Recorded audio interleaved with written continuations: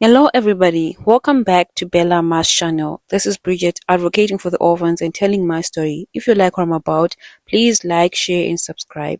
That helps with the growth of the channel. Welcome back to another episode of N with an E. Today we're discussing episode 5 of season 2. So N would not be N if she didn't hate red hair. I personally think red hair is a lovely hair color, but then again, I descend from people that have all black hair and dark eyes. So yeah. The character N explores that it's more than just vanity that upsets N when it comes to her appearance. It is the idea that she isn't wanted. Society is very fixated on the idea that for women their looks are crucial. Ugly girls get nowhere and get no happiness because nobody wants them. I personally hate that. If you think I should smile so I'm prettier, no dice. I smile when I want to, not because you don't like me frowning. Anne, along with Diana, Tilly, Jen, and Ruby, are exploring kissing, or the idea of it, which segues into expectations and ideas about love and relationships and gender roles.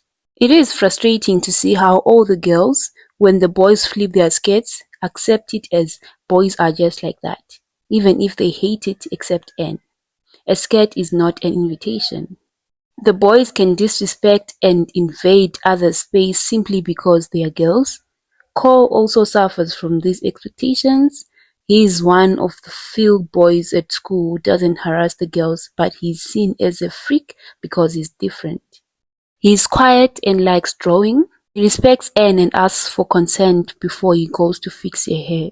He's not interested in the nasty spin the bottle game that Josie sets up and not interested in Josie, who has a crush on him. He doesn't want to stand out, but he's the tall kid that everyone stares at and finds ways to upset if they can.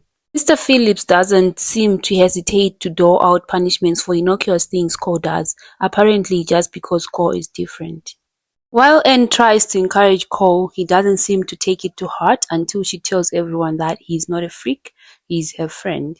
Being different has made Cole very lonely. Anne sees that and knows how powerful it is to know that there is someone who appreciates you for who you are. While the series has brought up Anne's traumatizing experiences at the orphanage, it's repeatedly shown that she's been deeply affected by how she's been told over and over that nobody wants her. She's been hurt and rejected and isolated, endured emotional, verbal, and physical abuse. It's one of the reasons why she ignored the instincts around Ned, because she didn't want to be seen as stupid and rejected. The spin the bottle game is another reminder to Anne that nobody will want her, that nasty Billy Andrews doesn't want to end up kissing her, and the other boys cruelly agree. During the last attempt at spin the bottle involved some nastiness from Billy Andrews and the other boys because nobody wants to kiss Anne, and when Cole steps up for her, Josie adds her cruelty, upset that Cole rejected her, until Anne turns the whole thing into a joke, tips Cole into her, and then kisses him on the cheek. Kissing seems pretty stupid now to her, but it's not the end of it. It doesn't help that poor Marilla and Matthew don't have the answers that Anne is hoping for. Neither of them has a lot of experience, or at least enough to explain what the big deal is about kissing. It's hilarious though.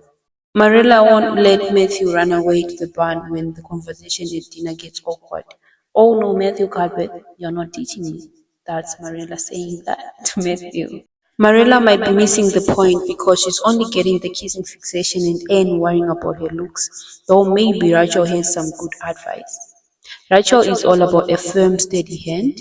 She's raised 10 kids that way, and they all turned out alright. She didn't hold back when Tom Jr. tried to burn down the drugs. Right, says Marilla, after he burned down the shed. Sick burn, Marilla, sick burn. So Marilla tries to offer some helpful advice, that Anne has so much going for her and that it's better to be plain because beauty sets you up with expectations of pursuing only one path. It looks like it winds up being the wrong thing to say. Anne must be aware of her own positive traits, her imagination, her ability to excel at school, but if people think she's weird, she can hide that.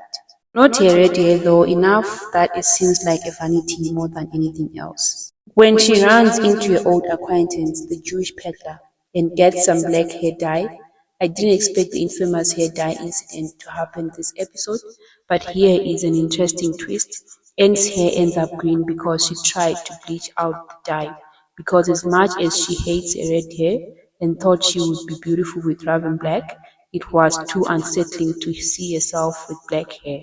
She isn't herself anymore, and that was even worse than anything. She'd rather have red hair and never be kissed.